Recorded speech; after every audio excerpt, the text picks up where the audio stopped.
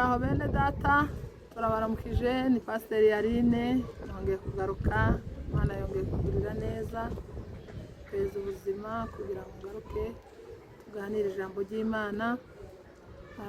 Turamukije abantu bose batusaramu nyinshi, abo tuziranye n'abo tutari tuzi, twamenyanye kubw'imbabazi z'Imana kubera impamvu iyo iterambere ryabaye, abaziranye n'abataziranye bakabasha kumenyana.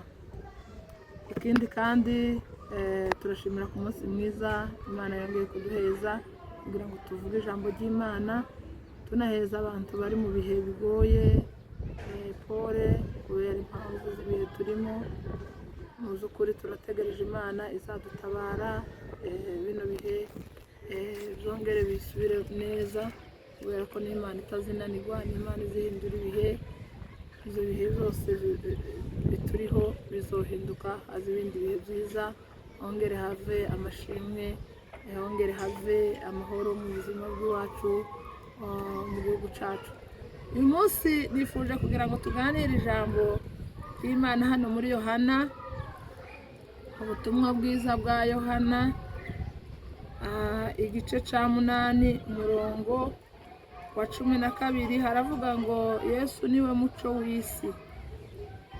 Yesu yongera kubabwira ati, nije muco w'isi, unkurikira ntazagenda mu mwijima, ahubwo azaba mu muco w'ubugingo. Amena. Ijambo ry'Imana ahangaha yanditswe n'umukozi w'Imana Yohana. Abizi ko yari inshuti ya Yesu cyane, baragendanye, bari baziranye, bari bakundana, yabanye nawe ubutumwa bwiza, agera igihe arabizira. Intumwa z'Imana za kera, intumwa za Yesu zahuye n'ibibazo byinshi. Muri iki gihe twebwe turi mu bihe byiza, ibihe bitatubuza kuvuga ijambo ry'Imana, ariko kera barabiziraga, bagahura n'intambara. Bamwe baratwitswe, abandi barabambwe, abandi batawe ku mugobo, abandi batawe ku kigwa. Yohana nawe yahuye n'ibibazo nk'ibyo, ariko akomeza yihangana, avuga ubutumwa bwiza. Yageze igihe yandika, avuga amagambo meza y'Imana, kubera ko yari yarinjiye mu gakiza, arinjira amenya Imana, amenya uburyohe bw'Imana, amenya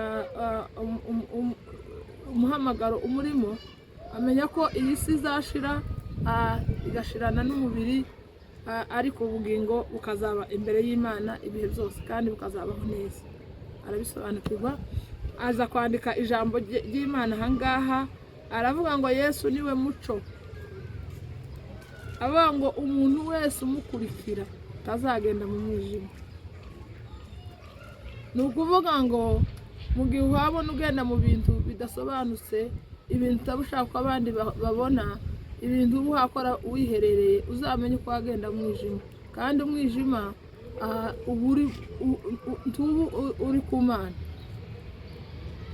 Haba mbinginze ngo abantu bakora ibintu bidakwiriye, babikora bihishe, babashe kugaruka, kuko icyo ni ikimenyetso cyo gukora mu mwijima. Ariko ijambo ry'Imana rikavuga ngo ukurikira Yesu ntazagenda mu mwijima na hato, ahubwo azabona ubugingo buhoraho. Ni ukuvuga ngo turi muri iyi si, turi mu bwami bw'Imana. Ubwami bw'Imana buzamumanuka bukabana n'abayo.